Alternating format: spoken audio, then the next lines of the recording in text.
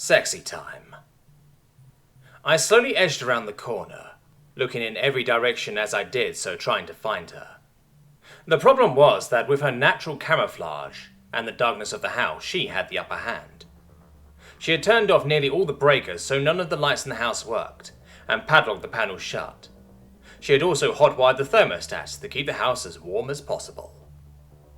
She had also insinuated that with the amount of pheromone she was putting out, the counteragent I had concocted was going to be ineffective. I couldn't really up the dosage either. It was dangerous enough taking as much of the untested counteragent as I did normally. I could, of course, leave the home, but in preparation for this week, I had placed blackout boards over all the windows and fixed them in place. The doors were also bolted shut, containing the two of us in the house. The fact that the world outside was buried in snow also lent to the feeling of isolation. I hadn't seen Rogue since this morning, when she had proceeded to eat most of the food in the fridge and then disappeared to wreak her havoc on the electrical systems. She had told me about 2 weeks ago that she would be going into heat again soon, and because she had a permanent mate, it was going to be a little more aggressive. Her species, or at least the females, were only able to ovulate once a year, which on Earth was about once every 10 months. So they were rather aggressive during that period, being more violent than the males of the species, to ensure from a biological perspective that time was not wasted. The solution how people used to deal with the time was fairly similar to the one we were employing. Lock the mated pairs together until the heat period ended. I was just hoping I lived. She had apparently been holding back the first time we had gone through this, mostly because it had been her first as well, and that was a muted one compared to the rest. I wasn't sure I was going to be able to handle the full intensity. It had taken me a week to recover from that first date, and reconcile a woman who was very demure in public, but an absolute maniac in bed. Something moved in the corner of my vision, and that was the only advantage I had, as small as it was. She had absolutely no night vision, despite her proclivity for darkness, relying on scent and sound for the most part to navigate. Like an owl, her ears would move to channel sounds into her brain at a slight delay, letting her pinpoint the location of objects in the dark. Her sense of smell wasn't anything like a dog's, but it was certainly better than a human's, allowing her to actually follow strong scents. Most men would actually be excited to be in my shoes, or rather socks. I had a girlfriend who was going to want nothing but sex for the next day or so, who also happened to be hunting me. Slowly, I leaned into the couch, my eyes peeled, looking for any other signs of movement. I felt a breeze from behind me and I whipped around. Rogue pounced at me, sending both of us to the floor in a heap. Leveraging herself, she held my arms down and leaned forwards. "Heck, can't even," she said, in what I assumed was her native tongue, apparently forgetting to use English. "You found me," I said, interpreting her words as best as I could. Leaning down, she smiled in an expression that was completely predatory. I was going to die, but like the men who fell to the songs of the sirens, I didn't think I would care. Hiking. She took in a breath and her face lit up with glee.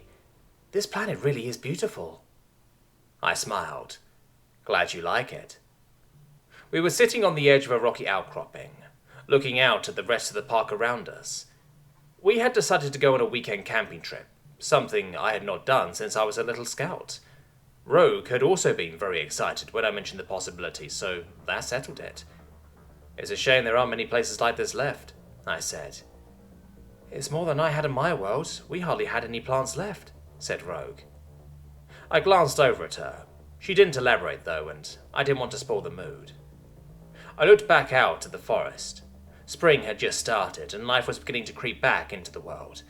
I had to admit, I wasn't usually one to just sit and stare out at the landscape, but superimposed as a background to Rogue, I imagined I wouldn't really grow tired of it. Her ears twitched. She knew I was staring at her, but she didn't say anything. I turned my eyes back to the sunset. Rogue leaned down next to me, and we both remained silent as the sun continued to dip down beneath the horizon. "We should get back before it gets too dark," I said. "You've got your freaky night vision and I've got my nose. We're fine," she said. "It's gonna get colder too.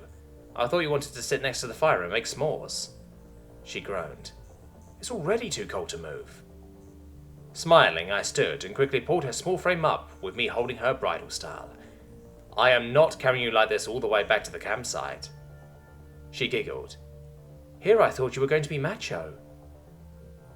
"My night vision's not very good if I can't see my feet to use it," I pointed out. She laughed again, and I set her on her feet. She stretched and let out a small yawn. Holding my arm, the two of us quickly made our way back to the campsite and the car. We were cheating when it came to the actual camping aspect, but neither of us were experienced hikers, and the point was to relax, so we had simply found the most secluded campsite that still had a road. She hadn't had to tape her ears down at all today, which always improved her mood. It was nearly pitch black by the time we got to the campsite. Rogue grabbed a blanket out of the tent we had already set up, and plonked down in one of the cheap lawn chairs next to the fire pit, demanding I start the thing. Retrieving the matches and other assorted materials, including the s'mores. Leaning down and thankful that one of the few things I had paid attention to as a scout was how to make a fire. Every scout was, after all, a miniature pyromaniac. I lit the kindling in one go, and in moments, it was a proper campfire. I was in my chair for half a second before Rogue abandoning hers was in my lap, the blanket wrapped around both of us. She picked up the s'mores material and glanced back at me. "How do I do this?" she asked. "Can I just see how you think it's done?" I asked. "No, last time you didn't help, we had to get a new microwave." I nodded in agreement, remembering the explosion that the sealed bottle of maple syrup had created. "Watch, it's simple." I laid out the crackers and put the chocolate on one half, then extending the metal prong stuck 2 marshmallows on the ends and put it close to the fire. She watched as I slowly rotated it around, browning it, and then after a minute, pulled it out and put the s'more together. She watched and I held the treat out to her. "That's it?" she asked. "It's an American invention. We like our treats simple and quick with lots of sugar." She frowned, but leaning forward took a bite, squeezing down on the cracker, making the molten marshmallow inside almost fall into her lap. "Want some more?" "Yes, please." Nightmare. A high-pitched keen tore me from my sleep. The small portion of my brain that housed my instincts picking up on the meaning noise almost instantly. Pain. Adrenaline spiking, I tightened my grip around Rogue, who was buried inside the sleeping bag on top of me, completely shielded from the cold. The cry repeated, and I realized that it was coming from her. "Rogue!" I opened the sleeping bag and shook her. It took a moment, but the cries quickly died out, and she opened her eyes.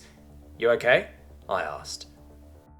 Her eyes were red, and it looked like she was on the verge of tears. "I'm fine." She turned away from me, hiding her face against my chest. "Alright, but if you want to talk about it," I trailed off. "No," she said. I held her, and letting my hands wander, I began to weave my hands through her hair, trying to calm her down as muted sobs continued to float up to me. I was only guessing, but the nightmare had to have been related to her planet and why she left. She hadn't told me much, but from what little pieces I had put together, it wasn't pretty. I held her as the sun began to rise, and as the light started to filter into the tent, Rogue moved and, careful to keep the sleeping bag sealed against the cold morning air, she poked her head out. "Can you open the tent?" she asked. I carefully extracted my arm from the sleeping bag and unzipped the tent. Condensation rained down on me, but I didn't care. We both winced at the full brightness of the rising sun just visible through the trees around our campsite. Both of us quietly watched. "I never got to see this on my planet." I looked back at her. She continued to stare out at the sun. "I was born just after the war. Your planet managed to avoid what happened to mine, just barely. On my world, the nuclear weapons fell. Afterwards, the things that we had been fighting over seemed meaningless, and for the first time in my planet's history, we were united, just to survive in the wake of what we had done. There was so much dust in the atmosphere of my world. It was so cold, so dark, that you could barely make out the difference between day and night." She took a breath, but I didn't dare interrupt her. "We were rebuilding. I grew up in that cold blackness, but we could see the light at the end of the tunnel. We were recovering, The dust was settling, plants were starting to grow again. By the time I was a grandmother, I would have been able to see the sunset on my own planet. She fell silent and turned to look at me. I would have seen it. Tears were streaming down her face now, and trying to keep her composure, she put her head back down on my chest, her arms around me, pulling herself as close as she could to me. Her nails, which she kept in impeccable condition, were digging into my back. Then they came, she spat. It was just a day after my... She frowned, apparently searching for the words. There's no translation, but the closest thing would be my coming-of-age party, when I turned about 20. They came down in ships, massive carriers.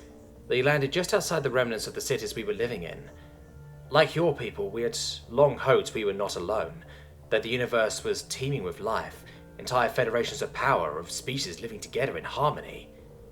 She paused, taking a breath. We should have known reality is far crueler. When our representatives went out to greet them, the aliens attacked. They looked like us, but had vivid red skin, no hair on their heads, and hands with only 3 fingers.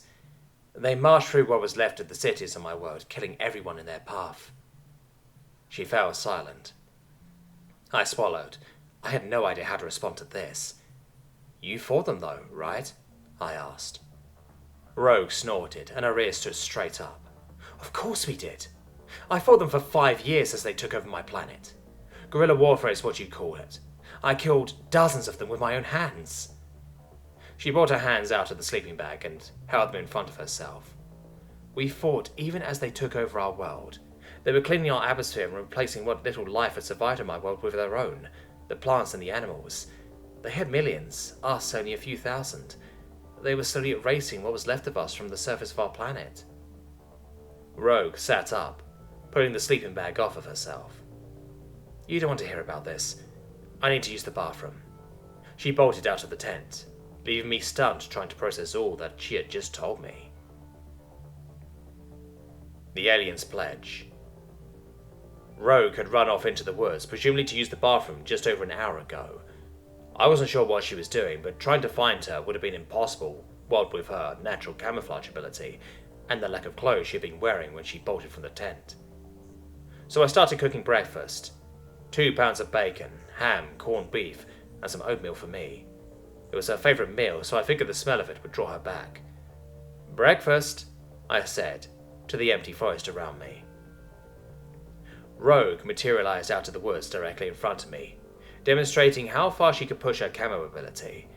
I held out some clothes to her and she slipped into them, and sat down in her chair over the burned-out fire. Both of us silently picked at our food, a first for her at least, considering the usual gusto that she took to her meals. What happened next? I asked. She looked up at me. You want to know? I've told you I've killed people. You were fighting like anyone else would have.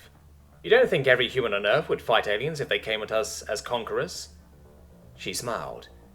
You might actually win. I've looked at your history. Humans are far more violent than my people ever were. You knew how bad wars could be. That's why you haven't used nukes on yourselves yet. Well, it's good to know we've got some things figured out. She nodded and took another bite of her food. We knew we were losing. We had stolen alien ships over the years we were fighting them, so we learned how to use them. The Resistance made a final assault on an alien compound, and we stole as many ships as we could and left our homeworld. My ship was damaged, and the others in it with me were killed. Then I crashed here, and you know the rest. So, that array, the one you're building, is to try and communicate with the rest of your people? I asked. Vakurians... I'm a Vakurian. And yes, we had a channel set aside, one we hoped the aliens weren't using, but so far I've heard nothing. And what about when you do hear something? I asked. She hesitated. I can't abandon my people. I poked at my food. Is it bad if I don't want you to hear anything then? No. We both continued to pick at our food. If you hear from your people, can you promise me something? Yes. Give the aliens hell. She smiled. I promise.